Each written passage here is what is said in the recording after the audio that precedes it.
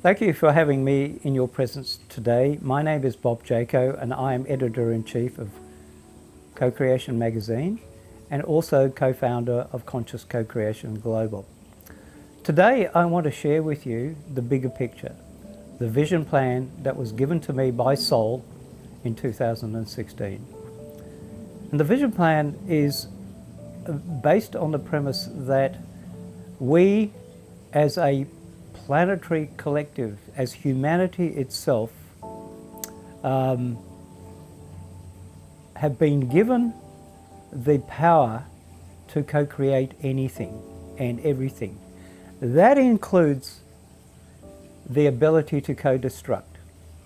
Not only are we so powerful that we have the ability to co-create anything in our lives and in our collective and in the planetary condition, but we also have the power to co-destruct. Please remember that. Humanity was always given the freedom of choice to experience anything and everything. There were no conditions preset into this. Humanity goes according to whether it is conscious of the fact that it is conscious or the fact that it is unconscious. And the actions and behaviors of conscious people, awakening people, are different to those who are unawake. Those in a conscious state of awareness or beginning to open up will have different tenets. They will come from love, they will come from acceptance, they will come from tolerance, they will come from recognition that all life is precious and that we as a collective are here to experience everything but choosing to experience whatever we choose. So in effect, here's the question for you. Are you choosing to live in a world where you are co-destructing? Or do you choose to be consciously co-creating a world where there is love, beauty, compassion, kindness, reverence for all life and love? Or do you choose another form of action or behavior? This is a question that we cannot answer. This is a question only you can answer. However, in the vision that we were given in 2016, we were shown a way of beginning to change the collective unconscious. And that way was to evolve and develop and connect groups of people that are yet in the state of separation. There are conscious groups that are all around the country devolving and developing and engaging, yet they are not coming together. They are still separate. They are a group over here and a group over there and a group over there doing their transformational thing, but nobody is coming together to form one cohesive force. We're not saying you have to give up your identity to form that collective. You do not. You just simply have to be aware that we all, in our separation, are doing the same thing. And the question I ask of you is, why are we doing it separately? Why are we not coming together? And when Soul, or Source, gave me this vision, it gave me a plan, a strategic plan set in 6 stages over the next 30 years. And that plan is at this moment in time in stage 1, where we are setting up a delivery system. This is the early stages. We're setting up the community. We are beginning the first stage of linking to other groups. And this stage is the first stage of a 6-stage cycle over 30 years. Now, it's an interesting story for me because I'm 71. Do I have to live to 150 to see this? Possibly so. But it is my intention to see this come to fruition. Now, the process of the vision is not only to address those who are already awakening or coming into a consciousness. This is already happening. That's not the issue, because as a collective right now, that group is a minority. It is less than 1% of the population. It is insufficient in number, momentum, and vibrational energy to make a large impact quickly. And I say quickly. We could do this over 100, 200 years, but the question is whether climate change or our effect on the planet is going to be there before we make that change, or whether we can make that change quicker and stall the co-destructive elements of unconscious humans. And that's what is really happening. They're the questions that I'm posing to you. In our model, in our vision, we see a way of doing this quickly and in scale. And part of the blueprint here is to get these cohesive yet separate groups beginning to talk to each other and agreeing that they are doing the same thing, telling the same story, and coming together and working as one cohesive unit. 300 million people, in effect, is the size of a country, the size of the United States. That actually is immense influence, immense effect on the rest of the planet. We are able to influence governments. We are able to influence the monetary system to a degree. We are able to influence many other people. And we are able to influence what is really most important, is the young generation who need guidance, who are looking for guidance, who are looking for the answers to why are we here and who are we.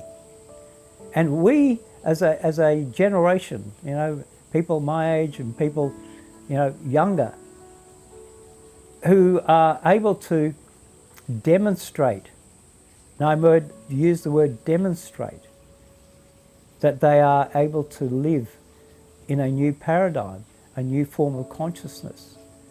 That's who we need in the movement. That's who we need. The new teachers, the new influencers.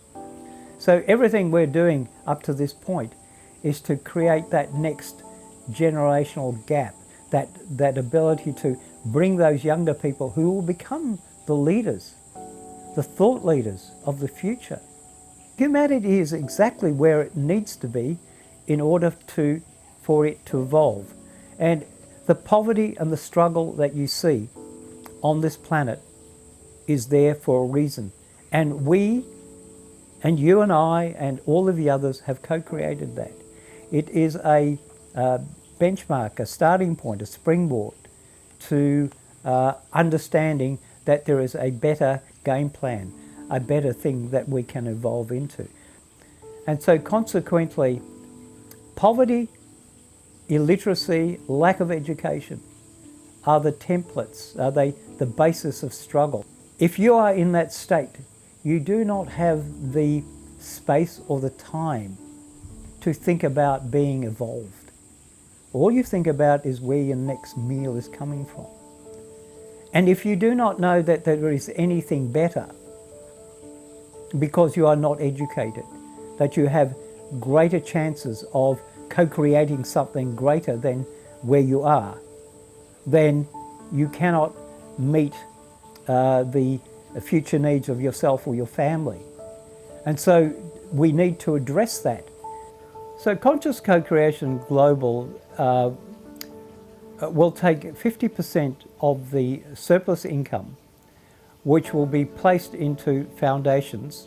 And these foundations are designed to fund people with expertise in education, in sustainable agriculture, in climate change, in social interaction, in skills development, in microfunding, in all aspects of enabling people to live, to move out of poverty into a more sustainable life form. If we take the premise that we're co-creators of everything, all we are doing here in this is creating a community that engages, teaches, shows, demonstrates, and allows other people who are unawake the experience of understanding how it works and how co-creation is something that everyone can do.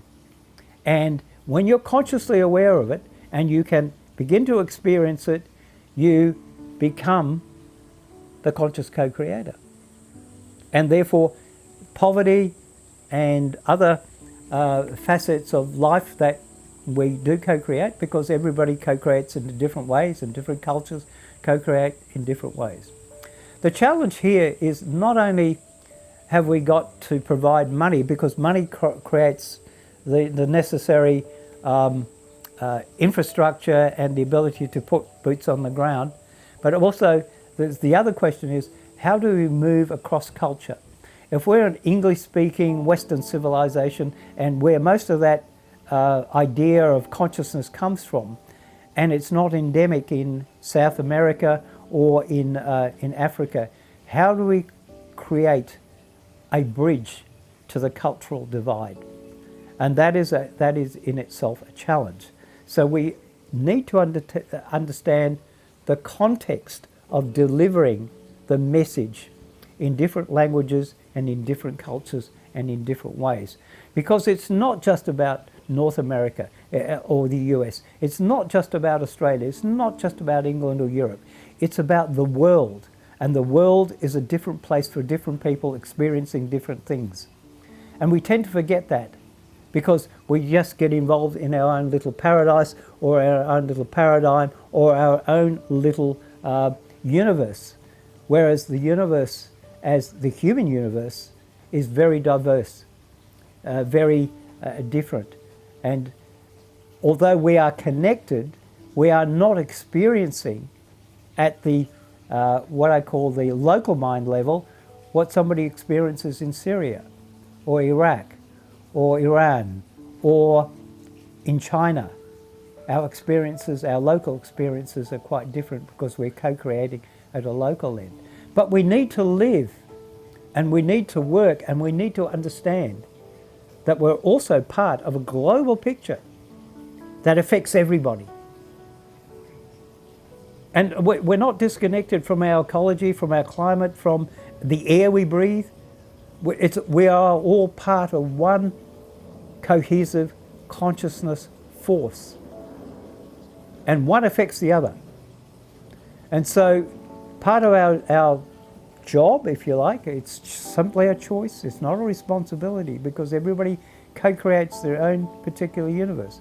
But we can assist as a cohesive force others to live a better life, to understand a higher version of themselves, and to create a different momentum and energy for this planet. And this is the overall vision which was given to me by Soul in 2016. And it is a vast vision. It is one that can only be done with your assistance, with the assistance of groups and individuals who would like to rally behind us or a collection of us to move this to the stage we would like to see it. Thank you for listening. I am so blessed that you are here with me today, and I look forward to talking to you once again.